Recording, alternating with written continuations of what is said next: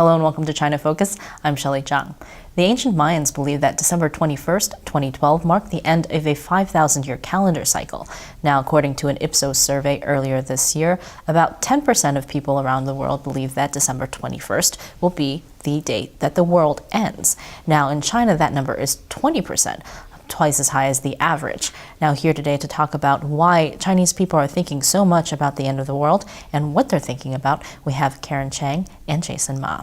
Thanks for joining us today. So Jason, is there kind of a historical or cultural kind of background for people believing in the end of the world in China, like this kind of doomsday or apocalypse? In fact, on the contrary, I mean, in Chinese culture has no this kind of end of world kind of concept until recently.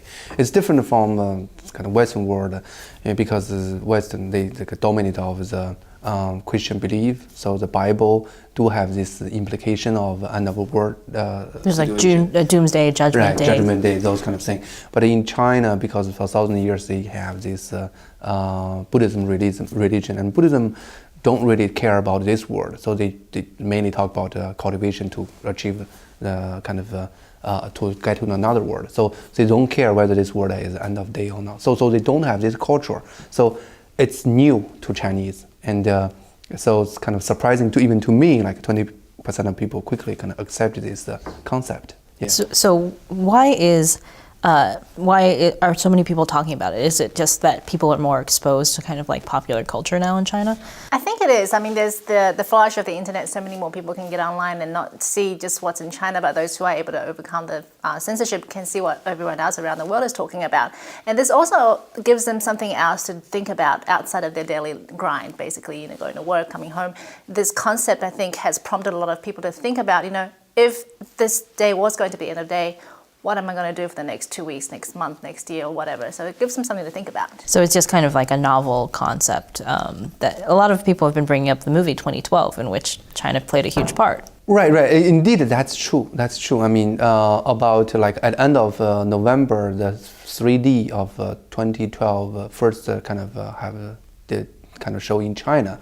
That really kind of create a kind of visual image about what is kind of underworld situation, and then that's kind of reinforced by this Maya prediction, and also the kind of a lot of some other theories pump up in the internet when all the information visually kind of materially kind of dumped to people, and people just kind of quickly get it. And of course there is kind of a social foundation behind it, and a lot of people kind of in China.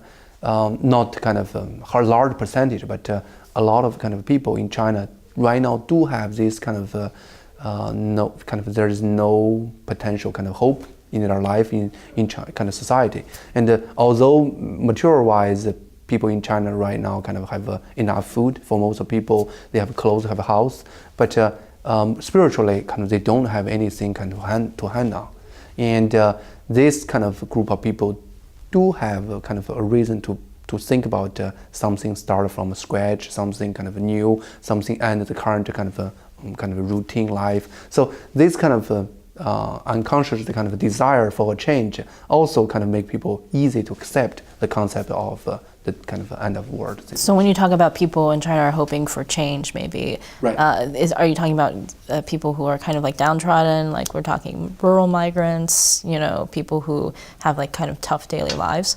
It's including those kind of people, because we run into a lot of kind of Chinese people. They do have a lot of concern about the moral kind of situation in China, the social stability, and the fix of the class of China. Basically, it's kind of a lot of policy make people very hard to move from one letter to another letter, and because of the education system, because many other situations. So a lot of people are running into the situation where kind of they can survive without any problem. They can have food, they can have a kind of a place to live, but they don't have any hope to move up.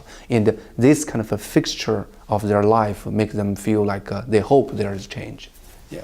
So let's talk about some of the reactions of people. It made the news over the last week because there was a run on candles in Sichuan province. What was behind that? So there was this rumor going online that from December 21st, the Earth was going to be plunged into 3 days of darkness. And that was basically going around, and a lot of people believed that and actually went to the shops that sold candles and just hoarded them back home. And even Sichuan Xinhua news agency reported about it. And they were saying that most of the people that believed this rumor were more elderly people. They heard this and they thought it was going to happen, so they did this. And more young people weren't really, buying into it.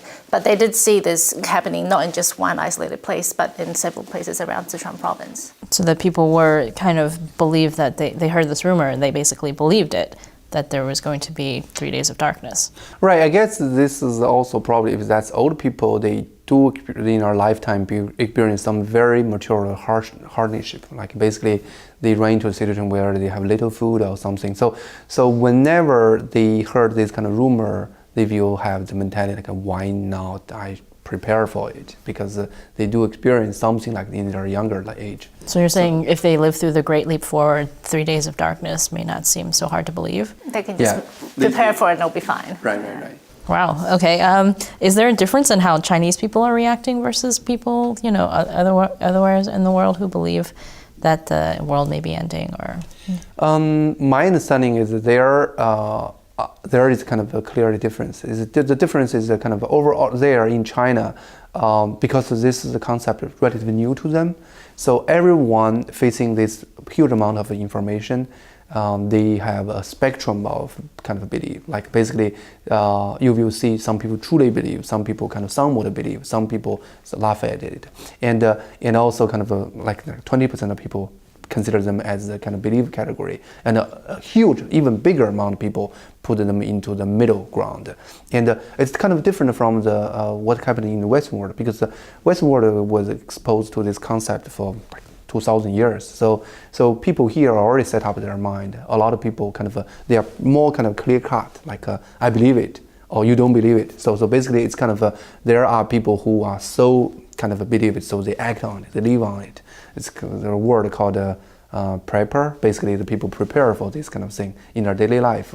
But most of the mainstream is generally kind of don't believe it. So kind of I think the major difference in China, when people are facing this new concept, there is kind of a green kind of whole spectrum of people in every part of the belief. Mm-hmm. And you've seen news reports about how different people have reacted. Just a couple of days ago, the Shanghai police actually posted a message on their Weibo account saying that they've received 25 accounts of people basically saying that December 21st is going to be the end of the world, and they're basically telling people don't listen to this rumor. So some people are believing it, and there have also been reports where people have mortgaged their houses so that they can donate their belongings.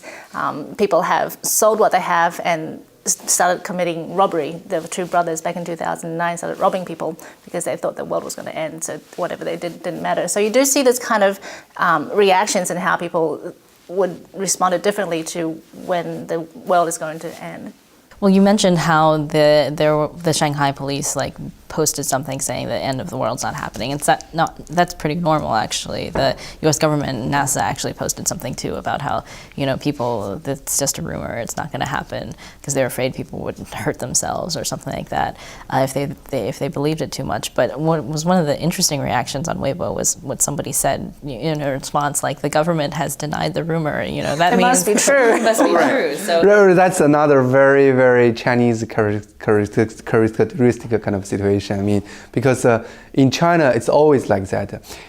If the Chinese government is saying nothing, that's the best scenario. I mean, if the Chinese government begin to deny something, wow, that makes things looks really, really kind of so credible. In a way, they were just this person on Weibo was kind of using the end of the world to kind of joke about a larger reality about Chinese society. Are we seeing stuff like that? People kind of using it to talk about things in Chinese society? Yeah. Do kind of some people, they kind of use this as a scenario of kind of saying like Chinese shouldn't really worry about end of world, because for example, they use this as a kind of a scenario to express their kind of complaint about Chinese food safety. They said when we are eating this kind of poison every day, I mean, kind of why should we care about end of the world? I mean, we are living end of the world. I mean, something like that. So kind of people do use this kind of scenario to express their complaint, but I think it's definitely built on this kind of a general kind of cultural kind of environment. It's millions of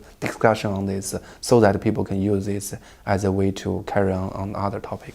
There was a sarcastic post that I saw in response to Julia Gillard, the Prime Minister of Australia, who did like she did a spoof press conference. Basically, right? that's right. And one person said, "Oh, don't believe it. The Communist Party hasn't said so." Until they announce it, then it's not true. So it's being sarcastic, but it kind of shows how a lot of Chinese people see the government really tries to control everything, and until they say something is so, it's not until then. So I guess this is kind of overall a very, very interesting kind of a cultural phenomenon in China. It's a kind of something I think reflect a lot of things. Of course, people who choose to believe in this, they have different reasons. I mean, everyone has their own reasons. Some people, and it's really kind of it's a very kind of, how to kind of say that, it's a perfect storm.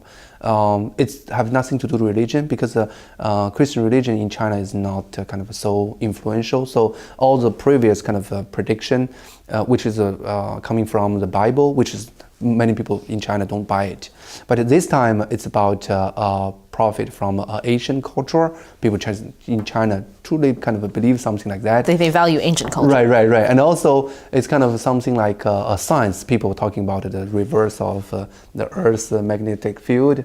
With science, people buy that in science. And also there is kind of prediction from the princess from Japan. And so all these kind of things click together. Even like people there is a perfect book in Chinese called 推背图.